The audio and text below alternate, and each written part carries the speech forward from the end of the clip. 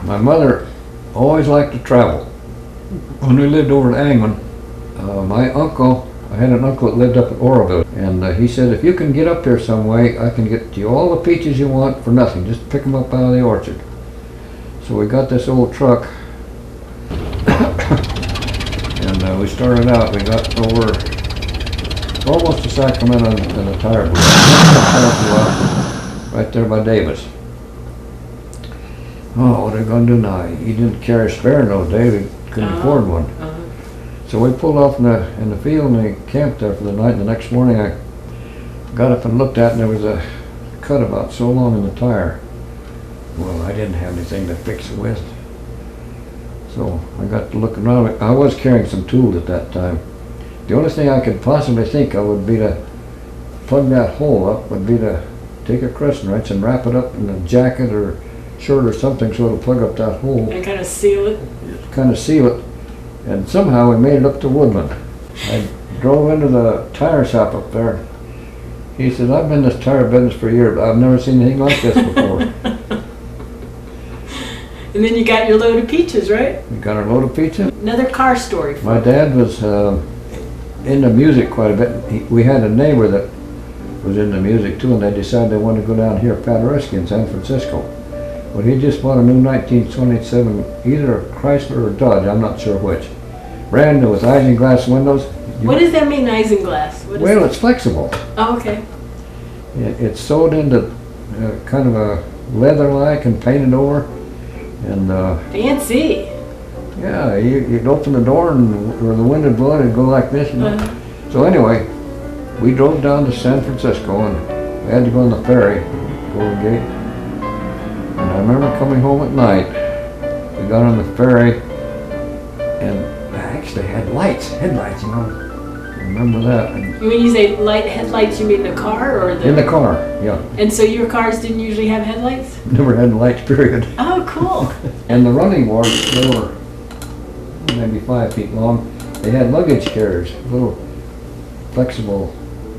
And so running boards were these pieces on the sides? Right. And these carriers, they would roll up. They'd go like that together, and then you'd tie them in back. But when you wanted to put your luggage on your suitcases, you'd pull it out, and both sides had luggage carriers. Do any more buying over there until I got up here to Placerville. My neighbor came over with a car. It was getting kind of old. He said, I'll give it to you for $5. So I got a whole fixed up and I sold it for 10. Somebody else would come and offer me a car, I'd fix it up and sell it. Well, I'd make a few bucks. Yeah. That was I can remember smart. some of the names of the cars. I had a Whippet and a Jewett, Buick, Oakland, and of course a Model T. I had a Model T and a Chevrolet, and a Model T Ford and a Model A Ford. Just a few of them that I can remember. So what's your favorite? The old Dodge. I like the old Dodge. What year? 1922. Did you have that one long, or did you trade it to sell it to make money for it? I don't remember what happened to it. Apparently there wasn't much newsworthy material available back in 1938 when Daddy at age 18 bought a used 1930 Model A Ford Roadster. This short piece came out in our local Placerville newspaper, the Mountain Democrat. Going, gone. Harlan Hall, who, weighed down by the responsibilities of a senior and has taken on quite a scholarly manner, has slight regrets with regards to the sale of his Model A.